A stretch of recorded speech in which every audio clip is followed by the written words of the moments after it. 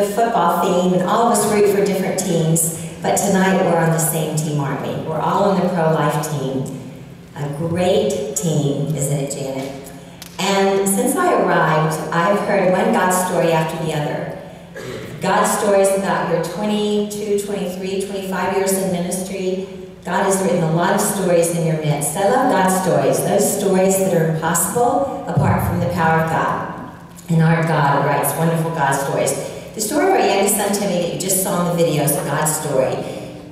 The same liberal ESPN reporter who had been interviewing every Heisman Trophy candidate's family since they started broadcasting the Heisman interviewed us for 2 hours. And yet she chose that little clip concerning my pro-life story to put on national television preceding the announcement that Timmy was the first sophomore to win the Heisman Trophy. It gave us a national platform for a pro-life message. That was so exciting to us. And then, well, that's a God story. A couple years later, Focus on the Family approached us about doing a Super Bowl commercial. Well, as it got started, there were some wonderful words attached to that little commercial, but then CBS removed all the controversial wording. And as you can tell, there was hardly anything left, but thanks to our opponents and the media, the message still got out. In fact, it got out in such a big way that Barna did a survey following that simple little commercial, and they found that over 5.5 million people said they had cause to rethink their stand on abortion.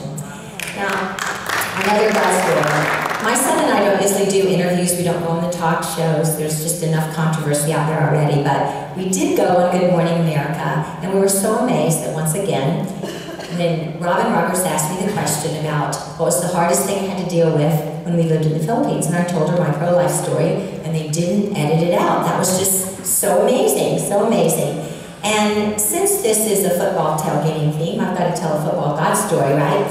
Well, the Broncos beat the Steelers. I don't think any of you care about either of those teams, so it probably doesn't matter to you at all, but it was an upset, overtime victory. And there were 316 yards of offense, 31.6 yards per pass, 31.06 time of possession, and the 316 reference they just went on, and that was exciting because the media picked up on that. Well, 3 years to the day following that game, Timmy played for another game, and that was for the national championship. And leading up to that, his junior year, he'd always worn Philippians 4:13 under his eye black. I can do all things through Christ who strengthens me. His senior year, he changed and put a different verse every single week. But this was his junior year, and they just won the SEC championship.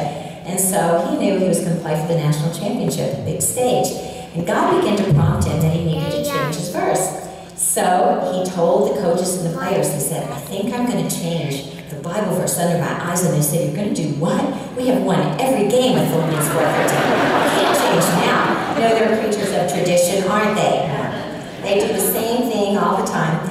But my husband and I had a chance to pray with Timmy preceding the game, and we said, honey, you need to do what God's telling you to do. So he did, and he put John 3:16 under his eye black because he wanted the world to know the basis of his faith.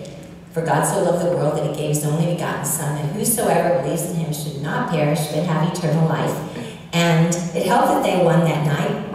And Sports Illustrated had a big cover picture of him with his John 3:16 clearly seen. But the coolest thing of all was that following that game in the next couple of days, over 94 million people Googled John 3:16. That's a pretty exciting God story. We never get